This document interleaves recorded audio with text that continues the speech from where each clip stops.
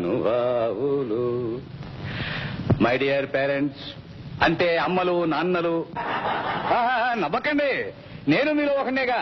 నేను ఒక నాన్ననే. అనుకోవడానికి మనం అంతా తల్లిదండ్రులమే, కానీ నిజంగా తల్లిదండ్రులమా? తల్లిదండ్రులాగా ప్రవర్తిస్తున్నావా?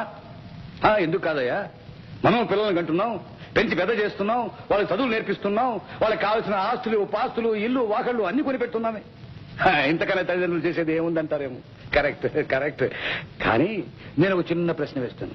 One small question. మనలో ఎంతమంది రోజు కాకపోయినా వారానికి ఒక్కసారి మన పిల్లలతో 1 గంట సేపు కాలక్షేపం చేస్తున్నారు? ఎంతమంది వాళ్ళు ఏం చేస్తున్నారు, ఏం చదువుతున్నారు, ఎలా తయారవుతున్నారని చూసుకోగలుగుతున్నాం? ఏది మనకి తీరుబడేది? ఎంతసేపు ఇంకా సంపాదిద్దాం అన్న పరుగులతోనే తీరిపోతుంది మన బ్రతుకు. ఈ రోజు మన కుర్రవాళ్ళని చూస్తుంటే వాళ్ళ వెనకాల రూపాయలు కనిపిస్తున్నాయే గాని వాళ్ళు వ్యక్తులుగా గాని వ్యక్తిత్వం కల వాళ్లుగా గాని కనిపించడం లేదు. ఈనాడు ప్రపంచంలో మన దేశంలో వస్తున్న మార్పులు గమనించండి. సంపాదనలు ఎంతకాలం ఉంటాయో కాస్త ఆలోచించండి. ఎప్పుడు ఏ గాలి కొట్టుకుపోతాయో ఎవరు చెప్పలేరు. అంతా అగమ్యగోచరం. Very sorry.